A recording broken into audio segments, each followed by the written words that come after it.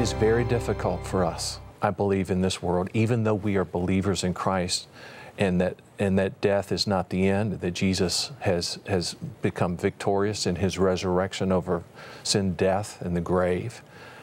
We believe that death for us is not an ending, it is a commencement.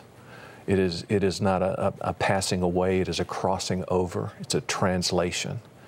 But even with all of that, it is difficult for us sometimes to understand that purpose of life for a Christian is not to never die, but rather to fulfill God's purpose in their life. C.S. Lewis is my mentor in this. In his Narnia books, he presents Christ as Aslan the lion, and in one of the books, he has a young man named Aravis who suffers in his life. He's shipwrecked and he's scared by wild animals, and there's strange people that he has to stay with. And when he finally meets up with Aslan the lion, who is the Christ figure at the end, he asked him some pretty pointed questions.